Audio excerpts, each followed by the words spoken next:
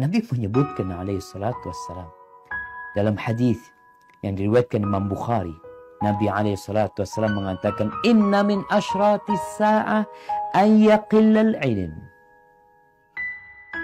Termasuk tanda-tanda kiamat, ilmu itu berkurang. Berkurangnya ilmu ini dengan dimatikannya para ulama. Tokoh-tokoh yang diangkat, yang menjadikan toladan, yang bicara agama, nggak ngerti agama. Mereka berfatwa, mereka menjawab soal-soal agama. Tanda kiamat, ya. Kita lihat bagaimana tokoh-tokoh yang berbicara tentang agama, yang seharusnya dia belajar ngaji dulu. Lebih baik antum memperbaiki diri sebelum memperbaiki orang lain. Itu tanda kiamat. Semua orang berbicara. Wa yadharul jahl, dan kebodohan semakin merajalela. Ilmu berkurang, orang semakin bodoh.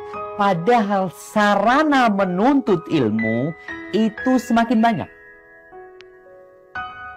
Antum bisa bayangin ya, di masa Imam Syafi'i. Imam Syafi'i itu mau belajar, nggak punya kertas, itu nulis di tulang. Di tulang. Nulis pelajaran di tulang. Sampai di rumahnya banyak tumpukan tulang-tulang bekas tulisan Imam Syafi'i rahimahullah. Kadang-kala beliau datang ke kantor-kantor pemerintahan. Beliau kalau ada kertas-kertas yang dibuang nggak dipakai, beliau minta. Sampai seperti itu. Sekarang subhanallah, semua buku-buku yang dikarang para ulama ada di tanganmu. Ada di tanganmu. Nggak perlu engkau berangkat ke perpustakaan untuk beli. Nggak perlu engkau mencetak. Ada di tanganmu. Pesantren-pesantren, sekolah-sekolah agama banyak sekarang. Berarti secara fasilitas untuk mendapatkan ilmu itu semakin mudah. Tapi ternyata kenapa nggak ada yang jadi kayak Imam Syafi'i ya? Dulu Imam Syafi'i belajar harus ke Yaman naik onta. Harus belajar berangkat ke Baghdad naik onta. Sekarang duduk di rumah dapat ilmu. TV, Masya Allah.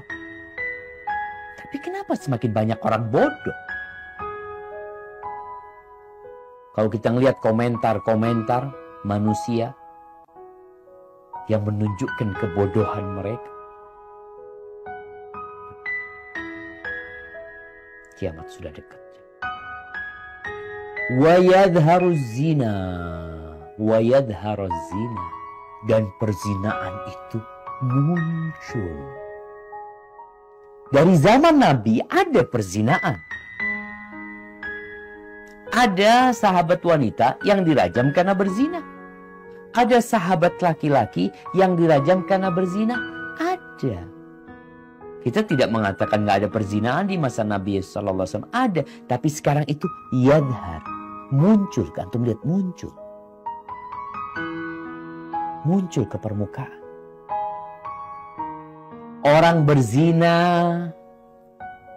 dia rekam perzinaannya, dia sebarkan atau orang-orang pada nonton, ketawa-ketawa.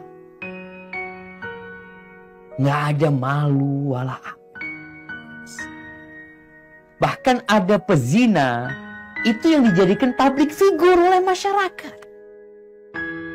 Public figure, percontohan buat mereka, dikasih dukungan sama mereka.